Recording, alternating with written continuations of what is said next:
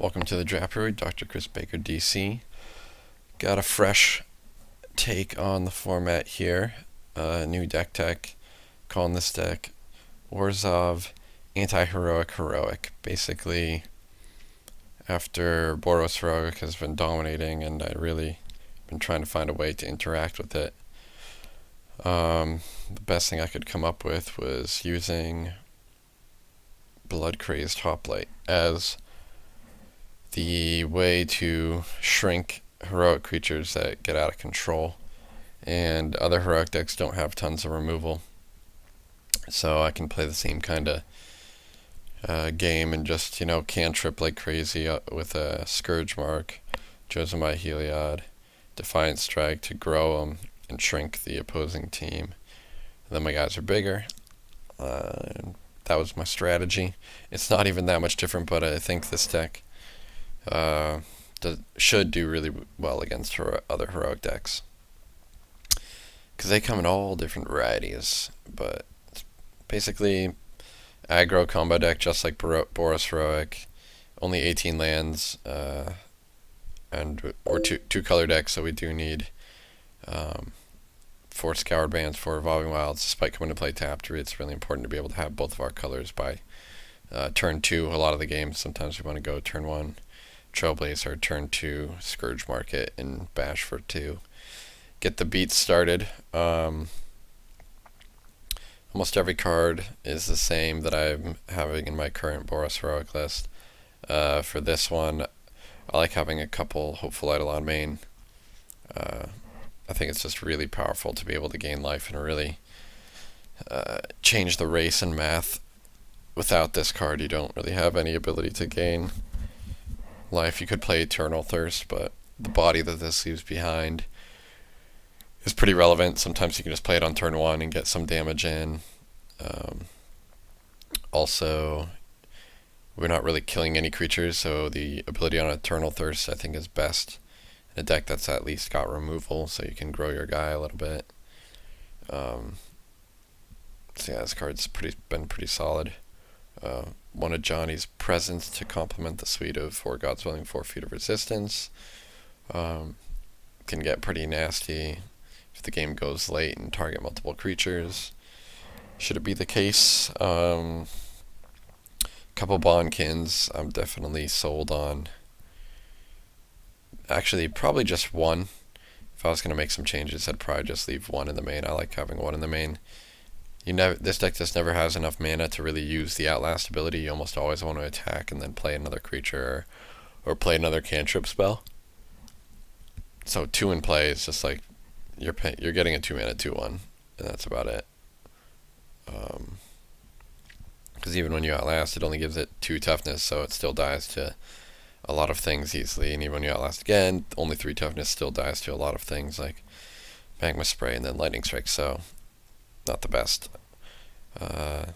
Card that I was thoroughly overly impressed with was Molting Snakeskin.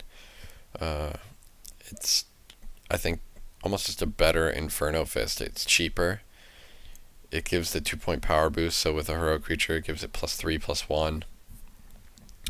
And the regeneration clause is really key when nobody has removal.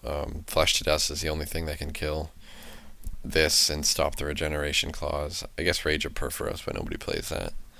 And then it just really helps to have cards with power, like Scourge Mark and Molting Snakeskin are very key with the Gonna Ban Trailblazer. Similar to, I think, Dragon Mantle and Inferno Fist are really key, because this card is just so bad if you aren't targeting it with anything. But it's insanely good against decks with red removal, because they have to 2-for-1 themselves to kill it a lot of times. So yeah, he's solid. Jeskai Student is still very solid. It's a heroic creature that you don't need to target and you get the benefit from. So again, very similar deck, but I just think those guys can break the heroic mirror and still have a good game plan against control decks with all the protection spells and whatnot. The other main draw to this deck, again against heroic decks, is Feast of Dreams is the best sideboard card, I think, against them. And so Impaler Light is still very good as well once those creatures get big. Also hits Grey Merchant, Scholar of Atheros, right? Um, Black instead of red, you get Fester Gloom instead of Scouring Sands. Not as good against black Death Touch creatures, but still need the effect. A couple more Hopeful Eidolons when you want to gain life and counteract maybe other decks that are trying to race you. Erase is mainly there for when they put like Hopeful Eidolon or Eternal Thirst on a hexproof creature in Feast of Dreams. Can't target the creature. And one of Kill Shot. So you got a bunch of removal spells here and ways to interact. You never really bring in a lot of them all at once. You just figure out, based on what you're playing against, which one of these or two of these you'll need, and you don't really want to mess with the core of your deck too much.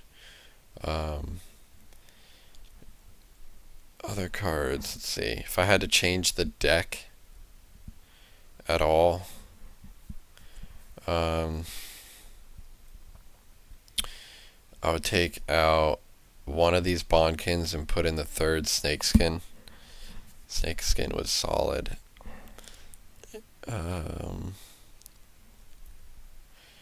Everything else seems pretty good. Trying to think if I could get the fourth Trailblazer or the fourth Snakeskin in there. I don't think you want the fourth Trailblazer, it just does too much of nothing and you really want to beat down some decks fast. There's no other really early game creature that I'm very interested in. I'm not really interested in Wingsteed Rider, it just costs too much for what this deck's trying to accomplish. Yeah, so I think that's the smallest change I'd make. The sideboard. Probably don't need Kill Shot. Probably could deal with, just adding more Snakeskins or adding just another threat, just another way to beat down with creatures. I mean, it almost doesn't matter. But yeah, so that's the deck, and I'll give you some replay analysis for SPDC 2710, 10th event of the season. Only got a couple more left before Fate Reforged gets added in, which is sweet. So we'll see if we can run into some good matchups and make a decent metagame call here.